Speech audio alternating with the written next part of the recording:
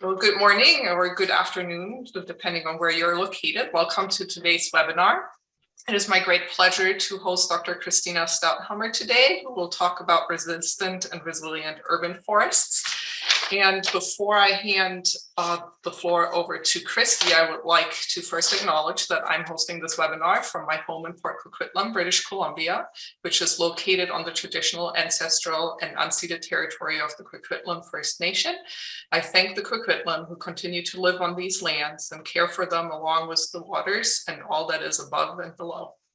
Second, you need to be aware that the webinar is being recorded and will be made available on the IUFRO webpage, hopefully soon if I get to it. And third, I would like to acknowledge that this webinar is part of the 2022 Forest Mensuration and Modelling Chats hosted by the IUFRO Research Group 401 Forest Mensuration and Modeling. The plan is to hold one webinar per month with a probably July-August break. And if you have any speaker suggestions for the fall, please email me at bianca.eskelson@udc.ca. I would also like to highlight IUFRO's mission to advance research excellence and knowledge sharing and to foster development of science-based solutions to forest-related challenges for the benefit of forests and people worldwide. And that's in that spirit. Christy is going to share some of her work on urban forest with us. And I'll stop sharing and hand it over to Christy. Okay, thank you. Okay, let me just get this started. Well, thank you very much, Bianca, for that introduction. It's a real honor to be here today. So today I'm hoping to give you all a talk that not only tells you about some of the challenges of working with urban forestry data, but also give you an idea of how I got to this point, because I in no way started out trying to be an urban forester. So today I'm going to talk about a project that actually started when I was just a new professor more than 15 years ago. And it was right after I interviewed for my first job at the University of Florida as their forest biometrician that the Atlantic hurricane season began. And it would be a historic season. So in 2004, there were 4 major storms that hit the state of Florida, which is this peninsula sticking down here. And 3 of them did major damage, even in north central Florida, where I was job hunting, which was incredibly unusual. So in total, 6 hurricanes reached at least category 3 intensity, and 2004 turned out to be in the top quartile for storms ever recorded. However, that would soon be surpassed. During the next year, in 2005, there were 15 hurricanes, 7 of them were major ones, and that included Hurricane Katrina, which I'm sure many people have heard of. So those 2 back-to-back years of severe storms had really profound effects on the forest structure of these forests that I was just getting to know and starting to work in. And so during that year, aside from sort of rethinking my move to Florida, I also had the opportunity to meet some of the other newer faculty in the department, and that included Dr. Francisco Escobedo. He was the new urban forester, and I had some fantastic discussions with him about sort of the state of knowledge of urban forestry, and in particular, how disturbance had been studied in them. So these conversations were the start of a really long-term collaboration that continues today, even though he's not at Florida and I'm not at Florida. So back in 2005, sort of the state of knowledge was very nascent in terms of how storms affected urban areas. Basically, what happened in 2005 was that city planners came to Francisco and said, where do we send the trucks? There was an unprecedented amount of green waste. The state of Florida spent $2 billion or more in 2004 on the storm season, and typically half of that is debris management, and a lot of that is trees. The other thing is that pre-storm assessments of forest resources in urban areas were extremely rare. We had a lot of research from natural forests or non-urban forests showing that there was a lot of spatial heterogeneity in tree damage, even if we knew the wind speeds, and that the patterns of damage were really related to landscape level factors, species composition, community socioeconomic factors were also put forward. If you have more resources, you spend them more on management, was the thinking.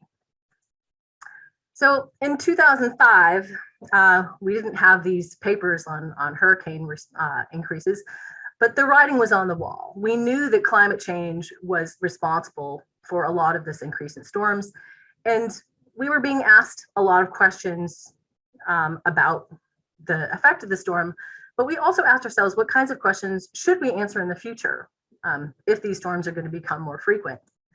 So initially, when we got out there, we didn't have any pre-storm data of our own. And so we relied on a lot of very, very coarse remote sensing data. At that point,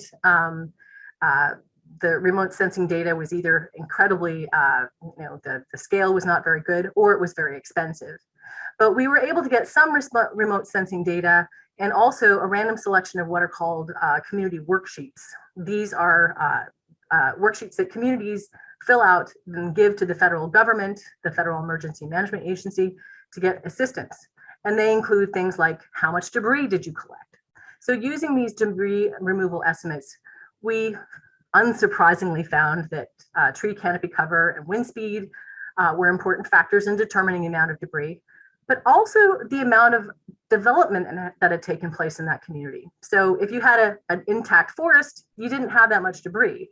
But if you had a forest that had been impacted by development, then you had a lot of debris. So very simple analyses were only possible during that time. And I should also say, during that time, there are other folks doing incredibly brave work, going out and surveying individual trees post-storm.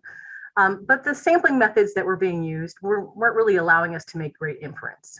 What they would do is drive into a storm-affected area, get as close to where the storm had taken place, and get out of the truck and start measuring trees. So those of you who are statisticians in the audience know that probably that inference space is going to be a little smaller than we'd like. So convenient sampling didn't really lend itself to us making a lot of great inference about tree level damage, although we did get a lot of great descriptive information and also wind resistance ratings for a lot of trees that are still used today. So initially, back in 2005, we wanted to better understand what was causing some trees to be damaged and some not.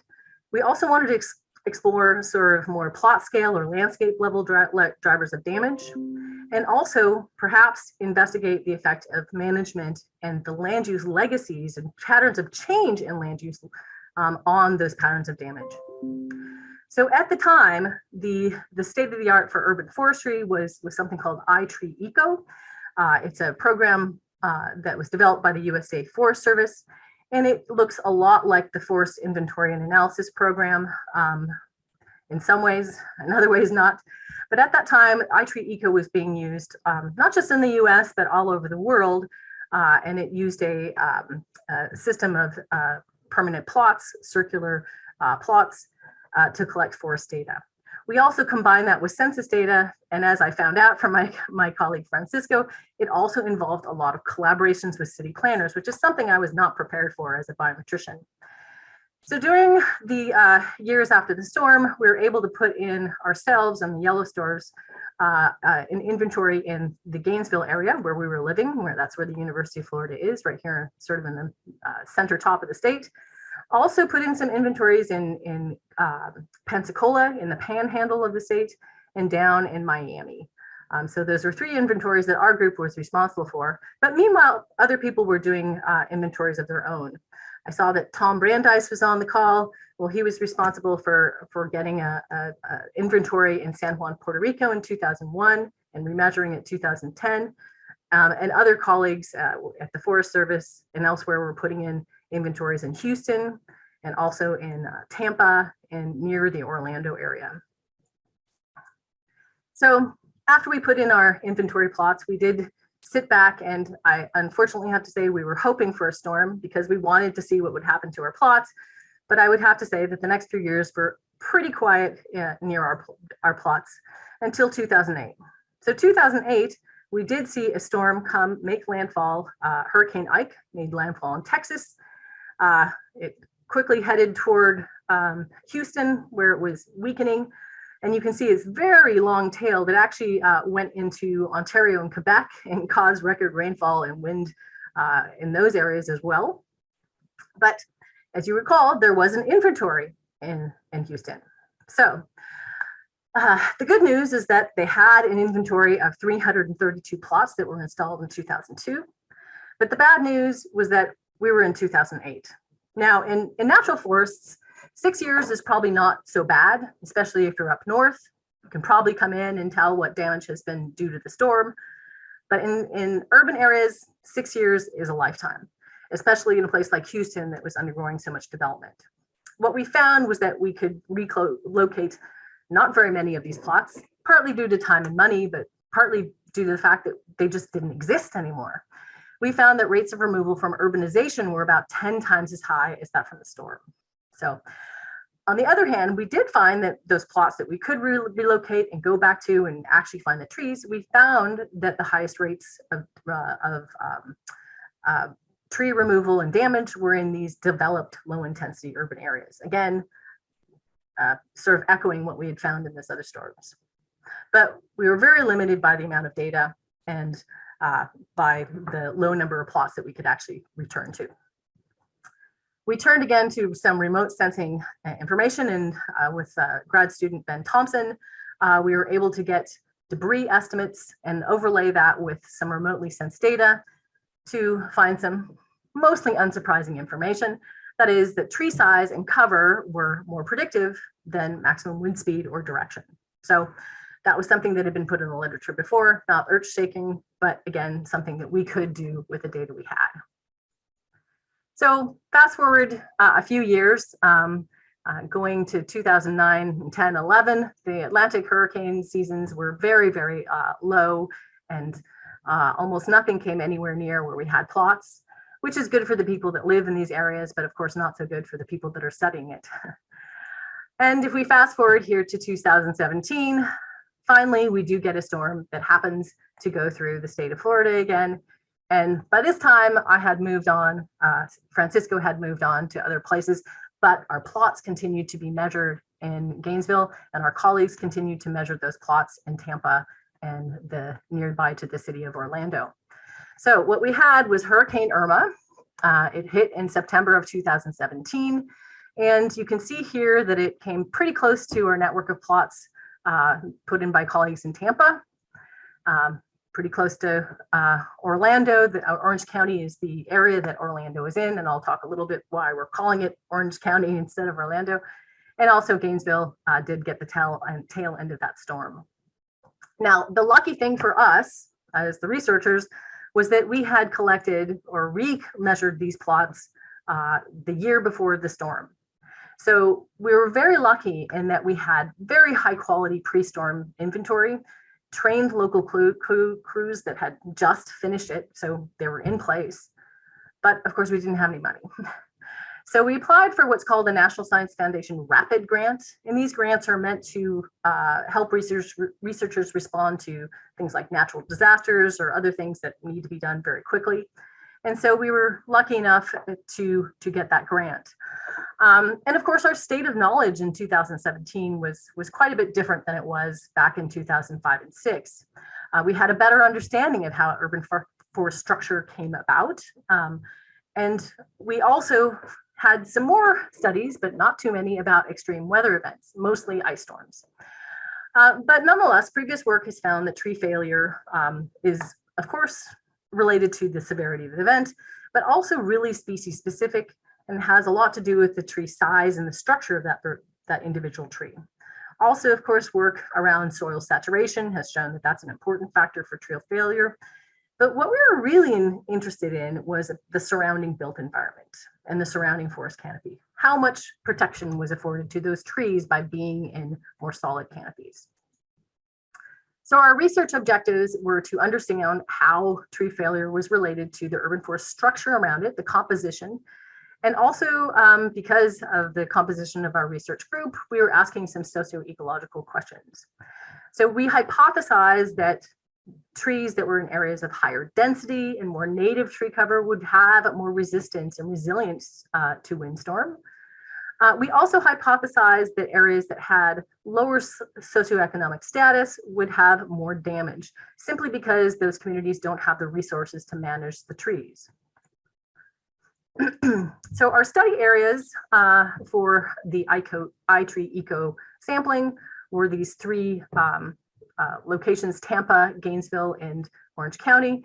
And I'm going to point out the Orange County map here. You'll find that there's several holes in it, and those holes are for good reasons. This is the county where Orlando is located, and hence we have Disney and Universal and various other parks. It's extremely hard to gain entry into those parts, so we left those out. So it's a little bit of an odd sampling area, but it gets the job done. So you can see from these statistics that Gainesville tends to be a little bit higher in tree cover, more weighted toward native tree species.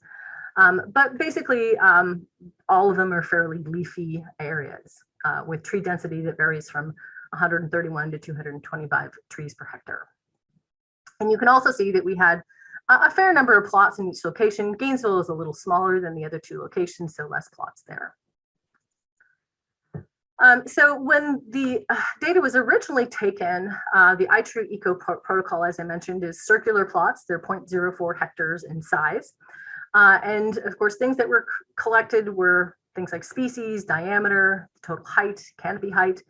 We also, in urban areas, account or write down the amount of the crown that is missing and the canopy dieback as well. So how much of that canopy is missing due to browning or other maybe diseases. And we also record something called crown light exposure, and it's the number of sides that are exposed to direct light. So it can be from 0 to 5. The other variable that we collect in urban areas is the number of building interactions. Now, this variable was put forward by the creators of iTree because they wanted to find out how much energy savings trees were giving to nearby buildings and structures. So if a tree happens to be more than 6 meters in height and is located within 18 meters of a building, it gets recorded as, quote unquote, interacting with that building. Now, we weren't so much interested in energy for this particular study, but we thought that those trees that were interacting with buildings might gain some protection from that building. So we went ahead and kept that variable for our study. When we went back and revisited these plots, we had to be kind of strategic about which plots we would visit and which trees we would measure, because there were a lot of plots, of course, there and not enough time. So one thing we had to do was decide not to go to natural areas or to parks. And one big reason for this is that it's very difficult to verify the source of damage when you're in an area like that. You have to get a park manager or an area manager, and a lot of times it's just not possible. So we excluded those plots that fell in those areas. We also excluded plots that only had multi-stemmed individuals. If you all have ever looked at, for instance, a crepe myrtle, you know that oftentimes those stems are cut right at diameter height, and they often have 10, 20 stems at that diameter height. We figured it would be very difficult to assess damage on those trees, so we targeted only the plots that had trees greater than 10 centimeters with a single stem. So when we revisited these plots, we recorded if there was damage, if the tree was present or not. If there was damage, what kind of damage was it? Was it large branch, small branch, medium? And the other important factor for urban studies is to confirm the damage. I'll show you a slide a little later where it's almost impossible to know why the tree was removed. And so talking to those people on the plot is actually incredibly important. At a plot level, of course, we could estimate density, basal area. Ground covers, of course, are very important. But the other thing my colleagues did was institute a measurement of something called wind protection. You can see here a field crew member with a plexiglass, a piece of plexiglass, trying to measure the proportion of the horizon that is blocked. And she did that in 4 different directions. And the idea here was to get an idea of how much wind protection the individual trees were getting. But we had another wrinkle. So we applied for this grant shortly after the hurricane made landfall. I think we got it in by November 1, and the storm was in mid-September. But for some reason, the National Science Foundation took 7 months to respond to our request for funding, which is highly unusual in the case of a rapid grant. Usually they're pretty darn fast. So we were confronted with the situation where we had the storm come through an urban area in September, and here we were in April trying to scramble to get our crews together, 7 months post-storm. So here are some photographs of what we encountered in the field. These photographs were taken mid-May, I believe. So we're talking 8 or so months post-storm. And yes, there's some obvious signs of damage, but you can also see the weathering that's taken place. This is Florida. This is subtropical climate, and things change very quickly. You can also see here in the first photograph that this is a stump from a tree that was cut down shortly after Irma, and it's almost completely overgrown. Things grow very quickly. So in urban environments, things change very quickly, but also in this subtropical climate, just things change quickly. So we were confronted with lots of situations where we would see pruned branches and have to make a decision, was that due to Irma or not? And we rely as urban foresters a lot on the homeowners and land managers that are responsible for the trees. And it's very important to get confirmation. So in our cities, in our 3 cities, we visited about a third of the plots that we originally measured. We measured almost 700 trees, and we found that almost half of our plots had some evidence of damage from the storm.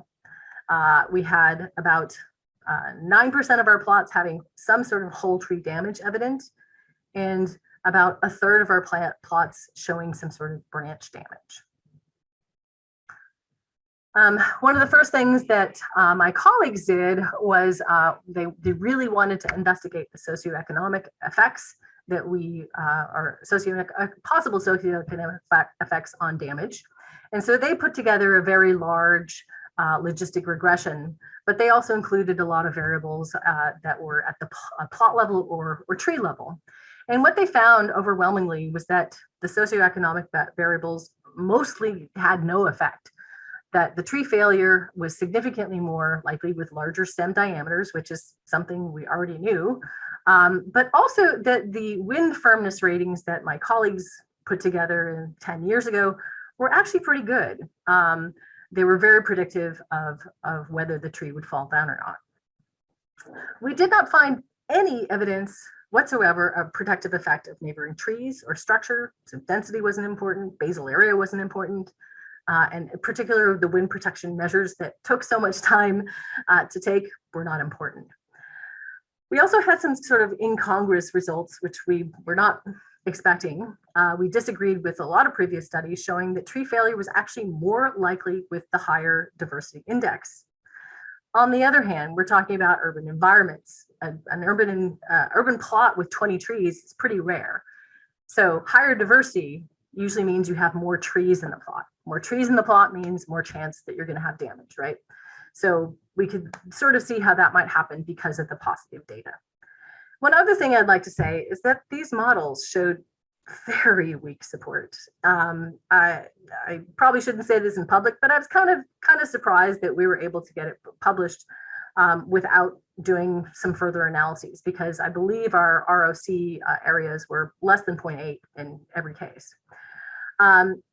We did further descriptive analyses using geographically weighted logistic regression. These use the spatial context of your data. And we did find that some of our socioeconomic factors did pop out, but again, not something that was very easily explained. We did find that we had more damage when we had lower, excuse me, I was about to say that wrong. We had higher, we had lower damage when we had higher proportions of Hispanic and African-American residents, and also when people were older, which is not something that we were expecting. But again, very, very weak support in these models, and something that I felt was kind of unfinished. And that's actually where this talk really starts to get going. So with all of that introductory material, one thing that we started thinking about, I had a new grad student on the scene who started thinking about the amount of uncertainty that was in our data.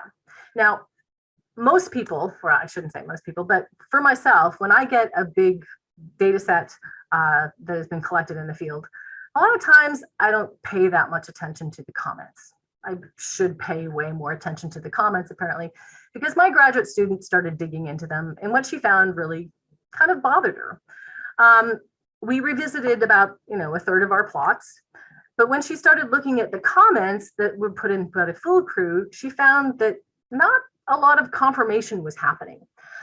When we got to a plot and we were not able to get an owner to confirm on site that that was damage that we saw was related to the hurricane, we followed up with emails, phone calls, letters, surveys. There was a laundry list of things that happened. But in 45 cases, or 21% of our recorded plots, we couldn't get any sort of confirmation that the damage that we saw on that plot was due to the hurricane. So here's a great example here. This is an aerial photograph of a pre-Irma plot. We have a tree next to a house here that was there in 2017, but in 2018, that tree is missing. Was it removed because of the hurricane? Or was it removed because the owner installed this solar panel? So these are all questions that we can't really make a decision on. So in 21% of the time, we weren't able to get a confirmation, which is kind of disturbing. But also there were 4 plots where the crew went to the house and they assumed that the damage was Irma related. And then we got a message from the homeowner that no, that damage didn't have anything to do with Irma, it was after the storm.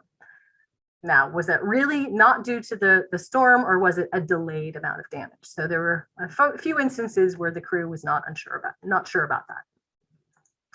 So Casey Lambert, my master student, did a lot of digging into the data, but also into, really have we done our homework on what we should do about this data. The urban forest damage current practices were to use logistic regression, and just assume that we had complete certainty in our data, that everything was correct. And that's just the state of where we were. However, we had this huge lag time between the storm and the data collection. And in Tampa, for instance, only about half of the damage could be verified as definitely storm related. And that made her very uncomfortable, and me too. So the first things that we talked about were some options for that I refer to as the naive approach. First of all, we could assume that all those unconfirmed observations are just bad data. Let's toss them out. The second thing we could assume was that, well, let's just assume all those unconfirmed observations are true damage, which is what happened in the first paper. Or we could assume that all those unconfirmed observations are not damaged. So 3 sort of naive approaches. Another thing we could do was we could use some external information, something external to what we want to model, to impute that probability of damage. Do we have other information that we could use to verify that? So the first option that she investigated was to go back to the crews and talk to them and get them to recall in these plots, what exactly was your thinking? And this did take place a few months after the data was collected, indeed, but the crews actually had pretty good recollection of these plots. They thought that when they talked to the homeowners and they said, yes, this is Irma related, they thought that we should trust them 100%. That if it's verified with the owner, there's a 100% chance that that damage was related to Irma. On the other hand, they thought that if the owner said, yes, the tree was damaged, but it didn't have anything to do with Irma, they thought that there was about a 10% probability that actually it did have something to do with the storm. And in the case of these unconfirmed observations, after many conversations, we settled on about a 50% probability for the unconfirmed observations actually being damaged. If we use that, our overall probability of damage in the data set was 27%. And that's going to be important because we're going to use 2 other imputation methods that are a little bit more arbitrary. Our second imputation method was to use these tree level wind resistance ratings that Mary Duryea published back in 2007. So what we did was convert the wind resistance rating for each tree into a score. And if all the trees in the plot were maximally resistant, we thought that there was only a 5% chance that that damage was due to Irma. And if they were all minimally rated, we said there was a 30% chance that the damage was due to Irma. That also gave us the same overall, roughly overall rate of damage. And finally, and to be clear, this is very arbitrary, very arbitrary. And finally, we used the proportion of palms that were in each plot. Now, I didn't say this before, but we could not confirm a single plot as being, single tree, palm tree is being damaged. So some of them were maybe damaged, but none of them were confirmed as being damaged. So what we did was use the proportion of palms in each data set to impute a probability of damage for that particular plot. So if there are a lot of palms, very low damage, not so many palms, very high probability of damage. And again, very arbitrary ratings, but we wanted to keep our probability of damage about equal to what we had in the first field crew estimate. So we now had some secondary objectives. We wanted to compare our imputation methods for the unconfirmed data. But the other thing we wanted to do was a little bit more digging into whether GLMs were the best method. That is, logistic regression is the standard, but is that what we should be using? In non-urban forestry, machine learning approaches have been used for many years to model things like this. So why not try that in the urban forests? Because as far as we could find, no one had done it. So we formulated some hypotheses about our driving variables. And for these secondary objectives, we thought that if we had really robust predictors that were truly, really the correct ones, we would find that they would be significant across these various models and methods. And if we found disagreement in the models and methods, it would indicate that we really need to explicitly think about assessing uncertainty in our data protocols. And our first method was to use logistic regression, and I'm sure most of you are familiar with it. For each of these methods, we subsetted the data into a 70% training, 30% testing data sets. Our second method was random forest. This, of course, is a machine learning method that builds decision trees. We used 1,000 decision trees with the square root of the number of predictors assessed at each node. And I should say that we did take a subset of our possible predictors. We had about 50 to begin with, and we narrowed it down to about 12 after assessing for multicollinearity and also just using the variables that we thought we could explain. And we also use something called the permutation importance algorithm to assess the variable importance.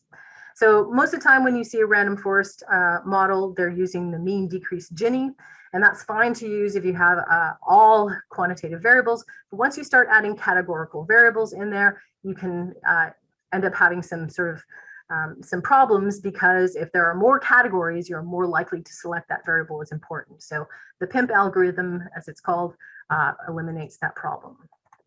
And finally, we looked at the K nearest neighbor machine learning algorithm. It applies the assumption that similar observations have similar outcomes, and it uses Euclidean distances between those observations to decide on what classification to make the observation. So we had our 3 naive models. We looked at deleting all the unconfirmed observations, which gave us a probability of damage overall of 21%. We also looked at assuming everything was damaged. That gives us a much higher probability of 38%, and also assuming that our unconfirmed were just not damaged. And that gives us a very low rate, 17%. So in that case, our schematic looks like this. So in the first case, we had the damage.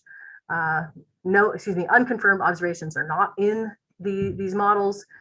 In the second case, we mark the unconfirmed as damaged, and finally mark the confirmed as not damaged. And with all 3 of these cases, we use the KNN algorithm, GLM, and the random forest. Second, we have our imputation methods. So we did 1,000 iterations where the damage status was imputed using either the field crew judgment, the tree species wind resistance ratings, and the palm proportion. Each time we generated a data set, we inputted into, or we estimated a KNN model, a GLM model, and a random forest model, and we recorded the results for each of those 3,000 different cases. To evaluate performance, of course, we don't know what the truth is. I should just put that right out there. We have no idea what the truth is. But to evaluate the performance of these different methods, we use several measures of accuracy. In particular, the overall accuracy is good to use when you have a more sort of balanced relationship between your successes and failures in these kinds of models. So if you have an even distribution, overall accuracy is great. But when you don't have an even distribution, the balanced accuracy has been shown to be more diplomatic, I think was the wording, and it's the average of sensitivity and specificity.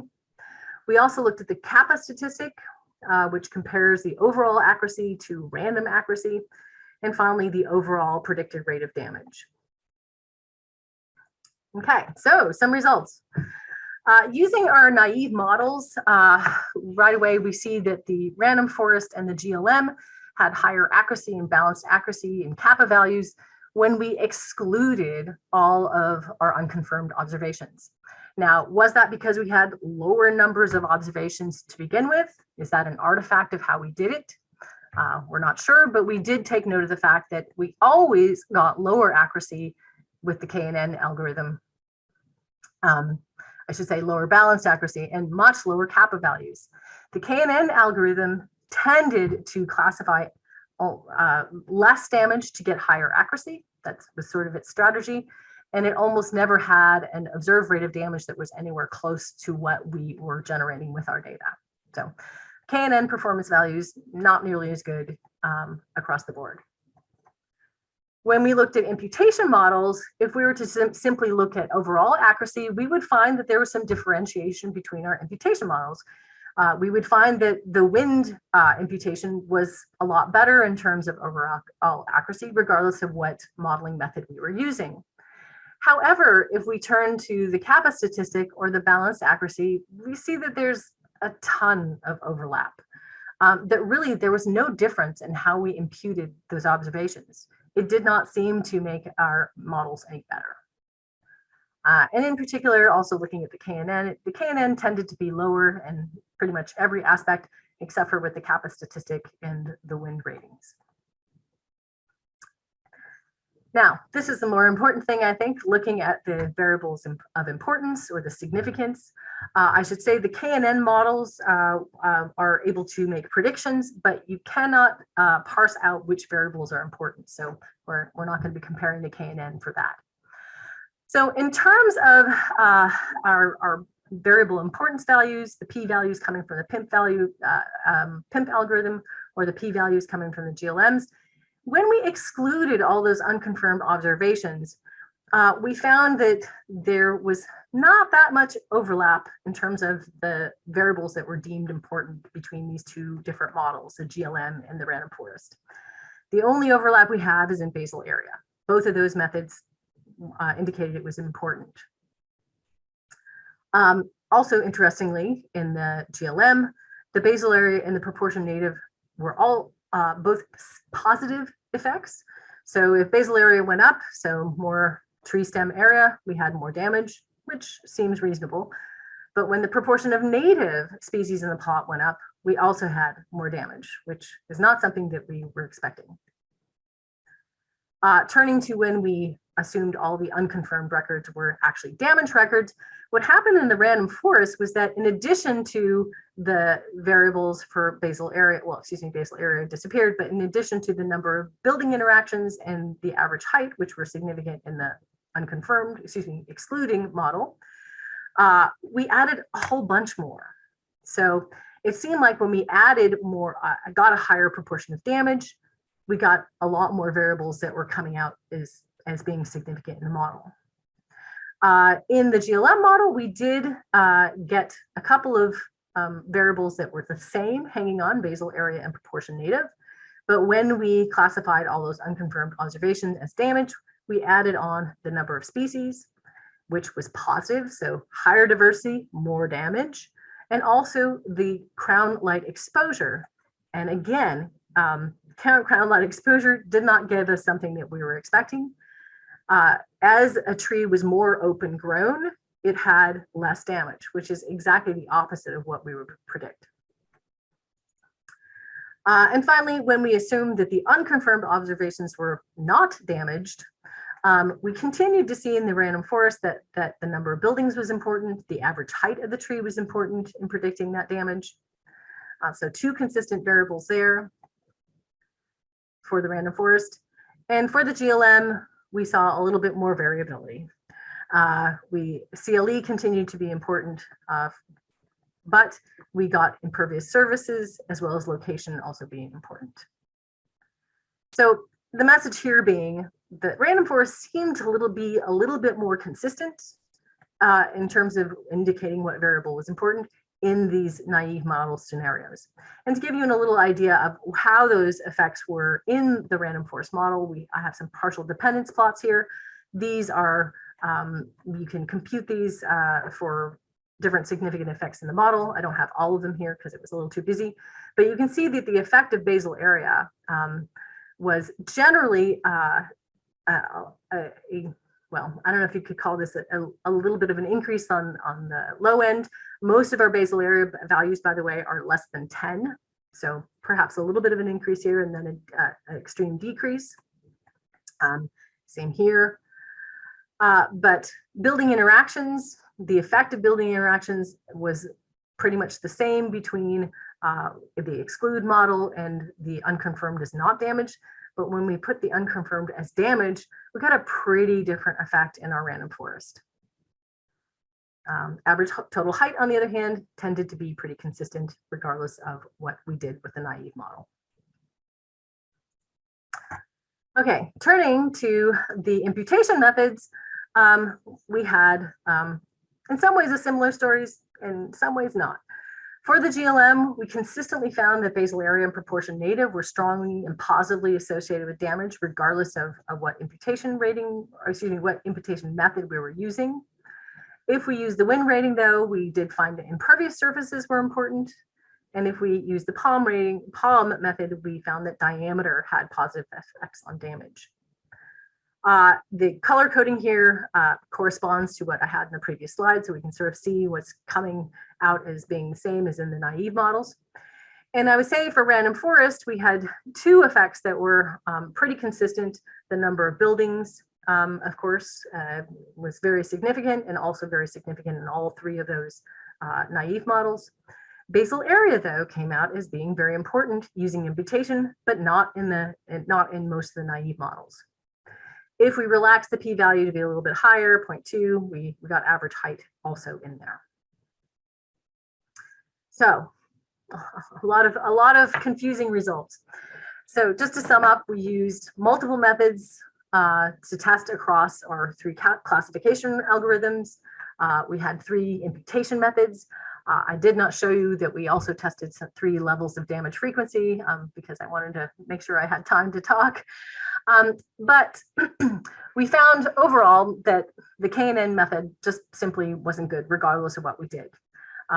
Is it an artifact of our data? Perhaps, but we found that its performance, regardless of how you looked at it, were not as good as the random forest or GLM. We found very little difference among the performance metrics by model choice, by imputation. We just didn't see that that mattered very much.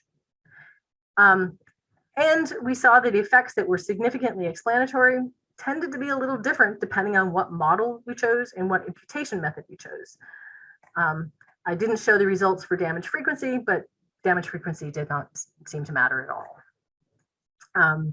So in our naive models, we had the best accuracy when we had a smaller number of observations, which was not something that I expected. In terms of variable importance, the number of building interactions and the average height turned out to be important for all the random forest models. But when we started to add more observations, like the unconfirmed being assumed damage, giving us a higher probability of damage, we got just a bunch more variables being identified, possibly giving us some spurious relationships. For the GLMs, we saw consistently that basal area and proportion native were significant, but only for 2 of our 3 naive models. And this basically showed us that if we had smaller numbers of observations or higher probabilities of damage, we had more consistency in our variables. When we looked at imputation methods, the random forest or the GLM had lower accuracy measures in this case than compared to the naive models. So a little bit lower accuracy when we actually tried to use those unconfirmed observations in a somewhat meaningful way. In terms of variable importance, the number of building interactions and basal area tended to be very important across the random forests, regardless of the method. And average height and location did pop up at a higher P value in some of them. Looking at our GLMs, the basal area and the proportion native significant were negative effects. The first being sort of explainable, the second being heartbreaking. And the proportion impervious in diameter turned out to be significant in some of our models. So really the message here is that different methods identified some different significant predictors. So I put up this quote for Celine. I don't know if she remembers putting this up as a grad student, but all models are definitely wrong. But is this one useful? I'm not sure. Well, our first sort of overall question would be, are GLMs what we should be using? Logistic regressions, are these what we should be using for these somewhat sparse binary data? It seemed like GLM was a little more sensitive to the changes in how we handled uncertain data and the method by which we imputed those unconfirmed observations. The random forest seemed to be a little bit better for that, a little bit more consistent, but it is a little more difficult to use in terms of being able to interpret those effects. One reason I didn't put up partial dependence plots for our simulations was because we have 1,000 of them. And it's not exactly clear how one should combine those to make a total partial dependent plot. So random forest is a little bit less satisfying in that you can't talk about the directions of the effects in a very concise way. However, it was obvious that it could capture some of the possible nonlinear effects, discontinued effects, if those effects in fact are real in our data.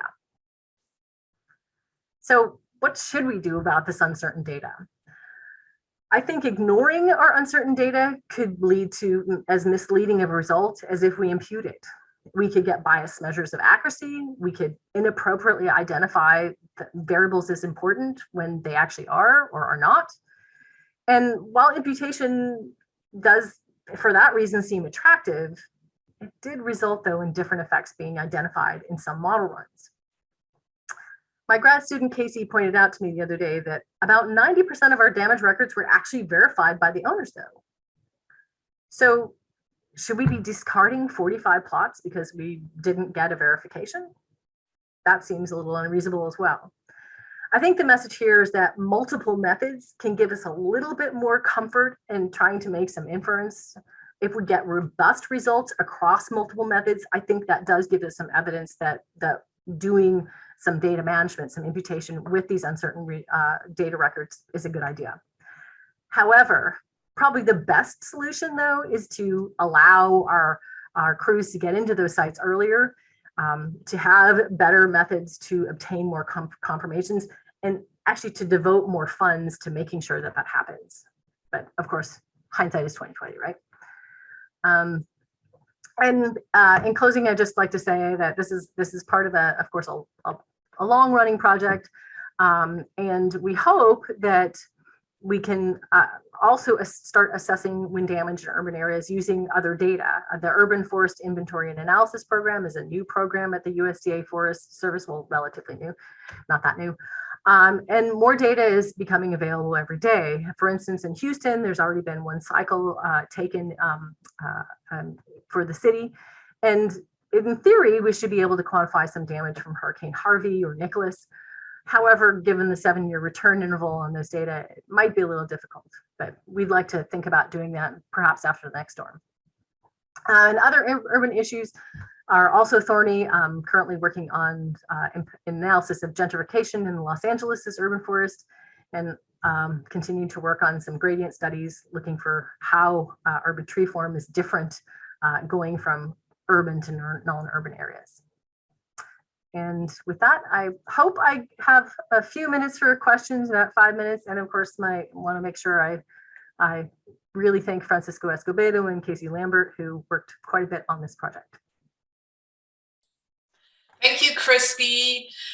Before I hand it over to questions, I would quickly like to share my screen back and announce the upcoming webinar on Wednesday, April 27th, where we'll be hosting Céline Boisvenu from the Canadian Forest Service, talking about carbon modeling and some challenges and examples from Canada. How do you register for that webinar? Please subscribe to the IUFRO Division 4 mailing list. I'll post that in the chat in a little bit. And if you have any speaker suggestions for the fall, please email me. And thank you for attending today. And with that, I will stop the recording.